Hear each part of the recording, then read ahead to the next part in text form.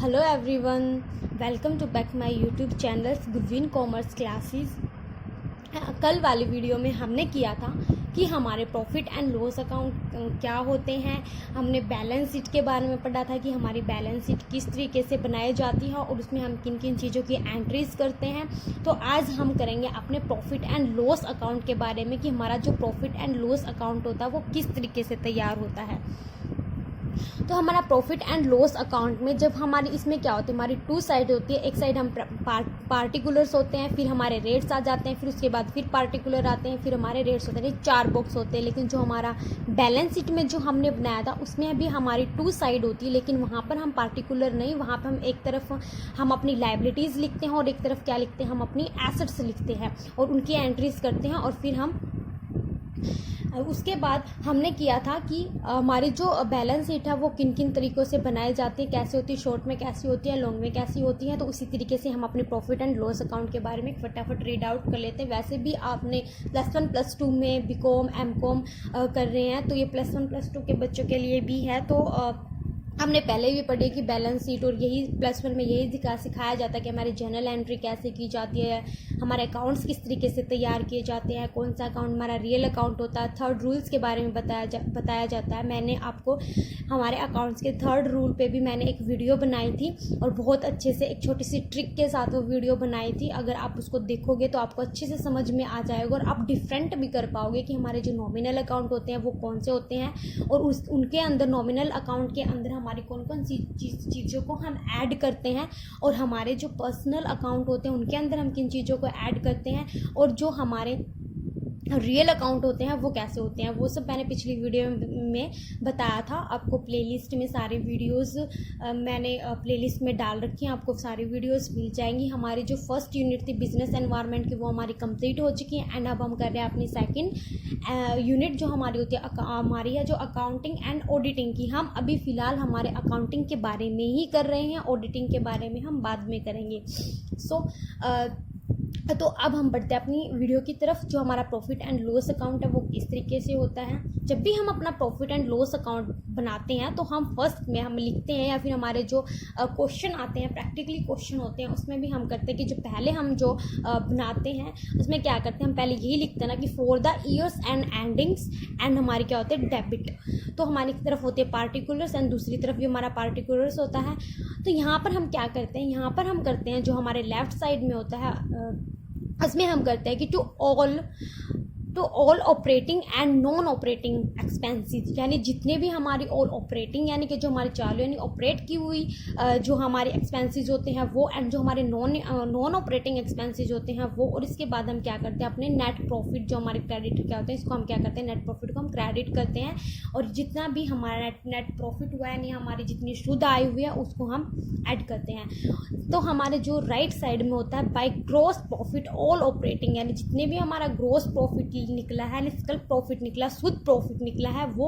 और उसके बाद हम करते हैं एंड नॉन ऑपरेटिंग इनकम जितनी होती है हमारी वो। और उसके बाद हम इस साइड क्या करते हैं, हमारे नेट लॉस को हम क्या करते हैं, डेबिट। ध्यान रखिएगा प्रॉफिट एंड लॉस अकाउंट में जब हम लेफ्ट साइड जो हमारा नेट प्रॉफिट होता है उसको तो हम करते हैं क्रेडिट और जो हमारा नेट लॉस होता है उसको हम क्या करते हैं, डेबिट।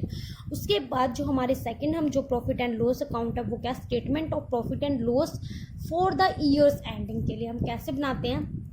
इसमें क्या होगा, लास्ट का और ईयर्स का। तो कितनी सेल हुई है, जितनी भी हमारी सेल हुई इसको हम क्या करेंगे, लेस करेंगे। लेस हम किसको करेंगे, सेल रिटर्न को, यानी जो हमारा प्रोडक्ट था जो हमने सेल किया था उसमें से जितनी भी हमारी चीज़ें वापस रिटर्न में हुई हैं, यानी जो चीज़ें रिटर्न में कैसे हम सभी यूज़ करते हैं, हम सभी ऑनलाइन शॉपिंग भी करते हैं। अगर हमें कोई चीज़ हमारे जो हमें चाहिए है, अगर हम ऑनलाइन शॉपिंग करते हैं वो चीज़ हमारी वैसी नहीं आई है जैसी हमें वो चाहिए थी, तो हम क्या करते हैं, उन चीज़ों को फीडबैक देके क्या करते हैं, हम उसको रिटर्न भी कर देते हैं ना।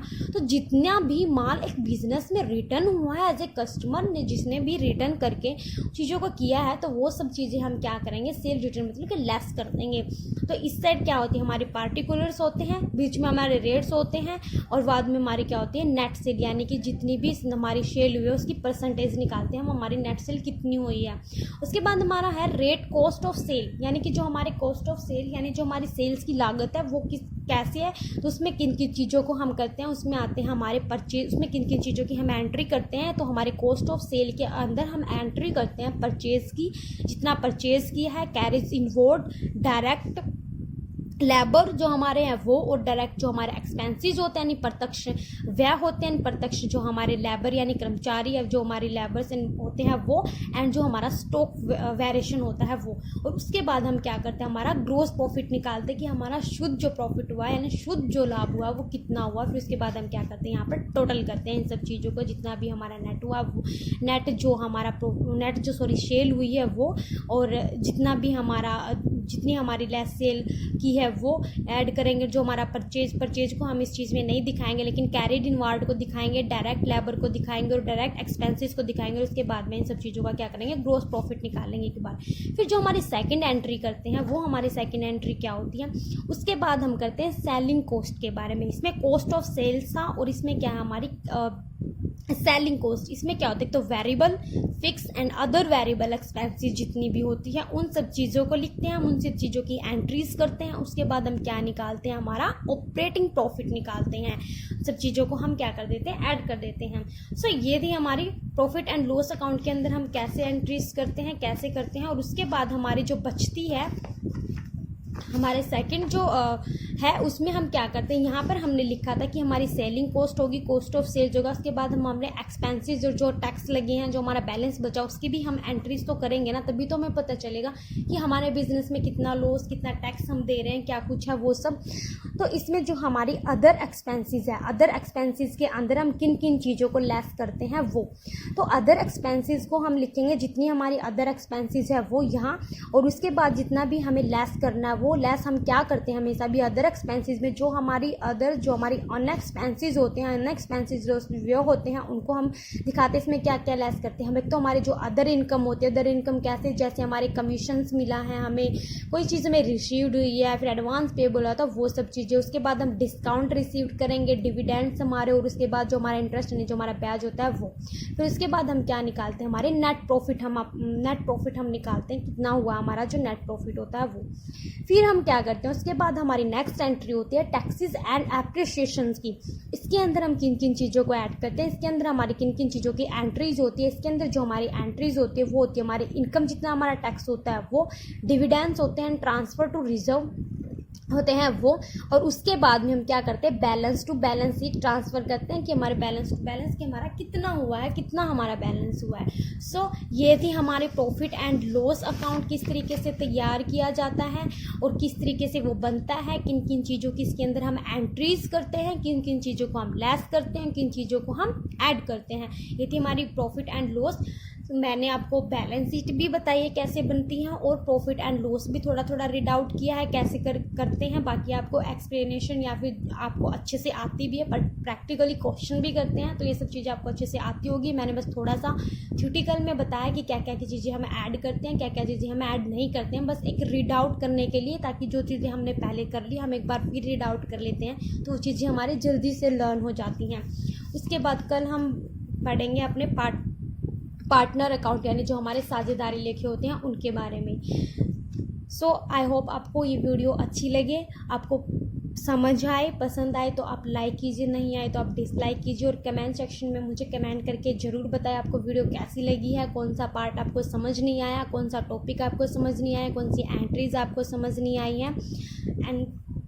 And please subscribe my channels and like my video and share जितना हो सके आप अपने फ्रेंड्स में, या फिर जो हमारे 11th एंड 12th के बच्चों के लिए भी है ये, क्योंकि हमारे जो कुछ चैप्टर्स हैं वो हैं। बाकी मैं 11th एंड 12th का भी सिलेबस करवाऊंगी, लेकिन पहले हम अपने नेट एग्ज़ाम की प्रिपरेशन ही करेंगे। नेट एग्ज़ाम के लिए हम अपनी सेकंड यूनिट कर रहे हैं अकाउंट एंड ऑडिटिंग की, जो हमारी सेकंड पेपर है, जो यूनिट जो हमारी 2 है अकाउंट एंड ऑडिटिंग की, वही हम कर रहे हैं। सो इसकी मैंने 2-3 वीडियोस बना दी हैं, और आप देख लेना, आपको प्लेलिस्ट में मिल जाएंगी सारी वीडियो, आपको ढूंढनी भी नहीं पड़ेंगी। जो चीज़ें आपको समझ नहीं आती हैं वो मुझे बता देना, मैं कोशिश करूँगी उनके ऊपर भी दोबारा वीडियो बनाने के लिए। So take care and bye bye, मिलते हैं अपनी नेक्स्ट वीडियो में।